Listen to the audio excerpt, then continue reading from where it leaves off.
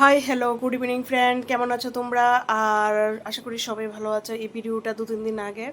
আর ভিডিওটাতে দেখো আমরা আছি স্টেশনে। তো স্টেশনে আসার একটাই কারণ, আমি একজনের সাথে দেখা করতে আসছি। তো কার সাথে দেখা করতে আসছি চলো আমার সাথে দেখতে থাকো আর সঙ্গে থাকো।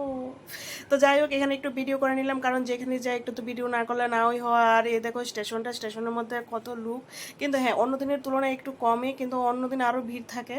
মানে স্টেশনে পা ফেলার জায়গা থাকে না, প্রচুর লোক থাকে। তো যাই হোক, এখানে সবাই দাঁড়িয়ে আছে, আমিও দাঁড়িয়ে আছি। আর দাঁড়িয়ে থাকতে থাকতে ভালো লাগছে না, মনে হচ্ছে একটু বসি।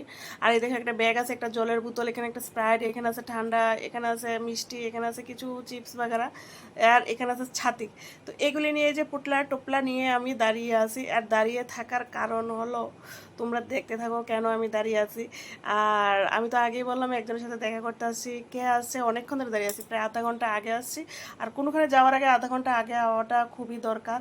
কারণ কারণ ট্রেনটা যদি চলে যায় তাহলে আর দেখা করতে পারবো না। এই দেখো আমার একটা মেয়ে, তোমরা আগে তো শর্ট ভিডিওতে দেখাইছি। তো তারা হলো মেয়ে, আর তারা হলো বান্ধবী, বান্ধবী একজন, ভাই একজন।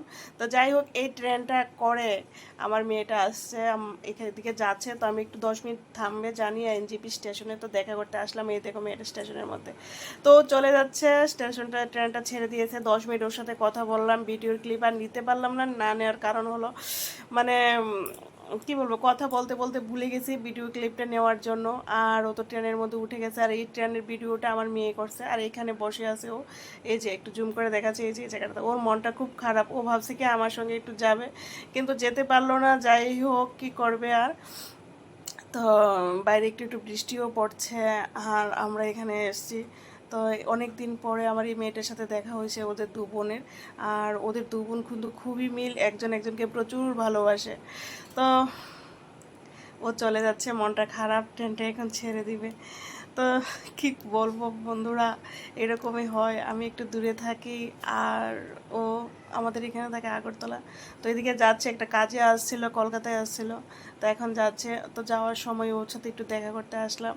আর অনেক কিছু দেওয়ার ইচ্ছা ছিল আরও, কিন্তু দিতে পারলাম না, কারণ ও বাচ্চা মানুষ, ও নিয়ে যেতে পারবে কি না সেই জন্য দিতে পারলাম না। স্ট্যান্ডটা ছেড়ে দিয়েছে, মেয়েটাকে যদি নিয়ে আসতে